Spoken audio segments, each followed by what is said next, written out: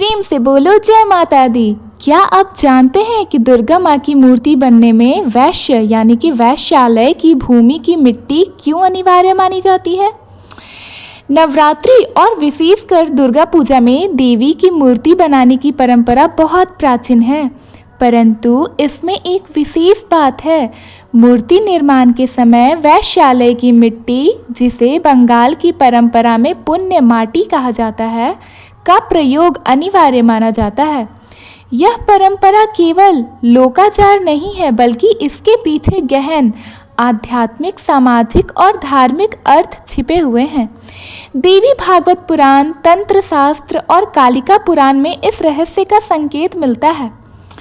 पाप से पुण्य में परिवर्तन का रहस्य है।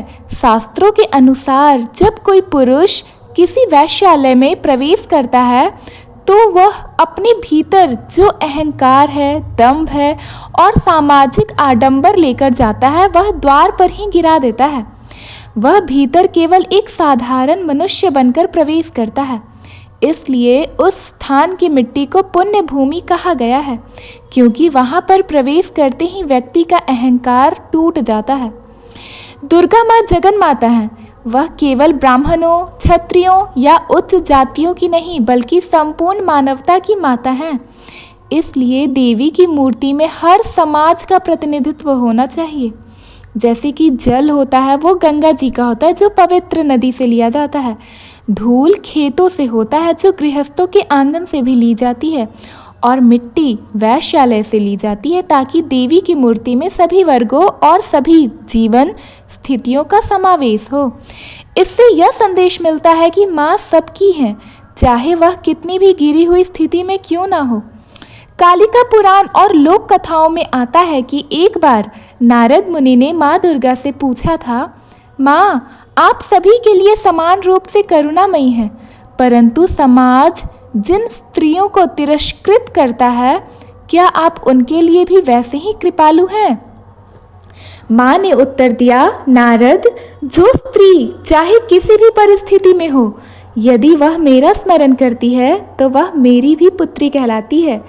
इसी करुणा और समानता के कारण मूर्ति में वैश्यालय की मिट्टी का प्रयोग किया जाता है, यह दर्शाने के लिए कि माँ दुर्गा किसी को भी तिरस्कृत नहीं करती, वो सबको अपना लेती हैं।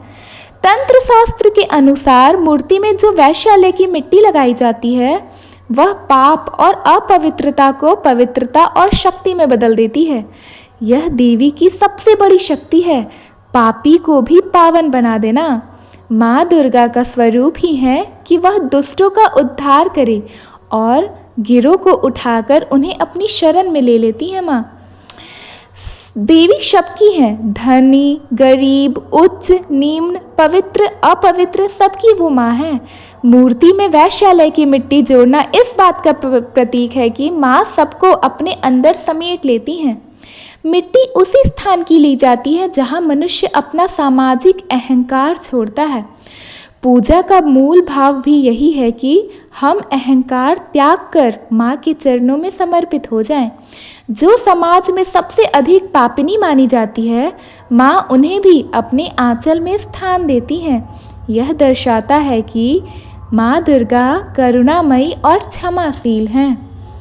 दुर्गा माँ की मूर्ति में वैश्यालय की मिट्टी का प्रयोग केवल एक परंपरा नहीं है, बल्कि यह एक गहन आध्यात्मिक सत्य है।